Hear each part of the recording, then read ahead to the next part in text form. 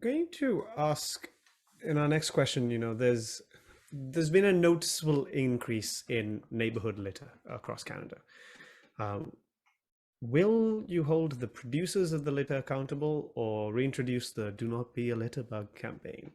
What will you do if elected to prevent littering from happening? And I'll add, a lot of the action around this, including a global, your carbon footprint, is very much putting the emphasis on the consumer. Is that the tactic, or are we going to shift, or would the shift the focus onto the producers? But Nikki, what would the Green Party do about the litter problem?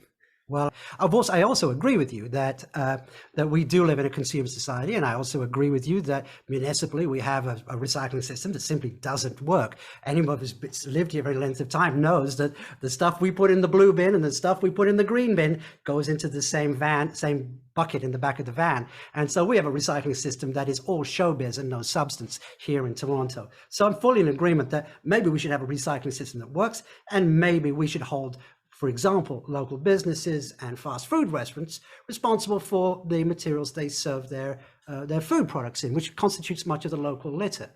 And in fact, that is something that we can work on a little more easily than influencing huge companies like Samsung or Sony or any of the Chinese multinationals to change the way that they do business. With all due respect to the NDP, I think that's a little bit outside, that's reaching a little high there. We can fix things locally. I know this is old news.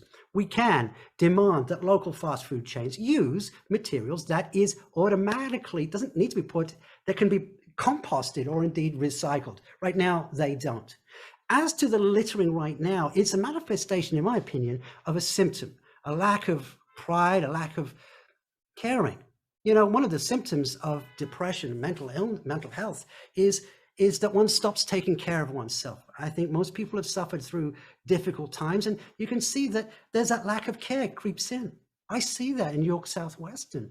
I think we can do better by inculcating a sense of pride and joy in this wonderful, wonderful small resources that we have.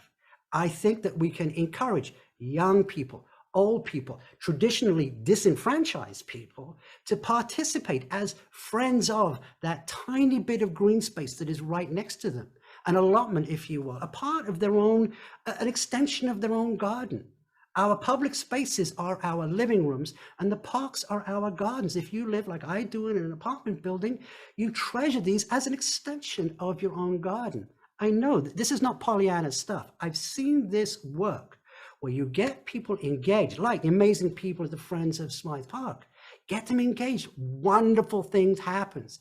Energy flows where attention goes, and we need to bring attention to our beautiful green space. I think that will do a lot to help.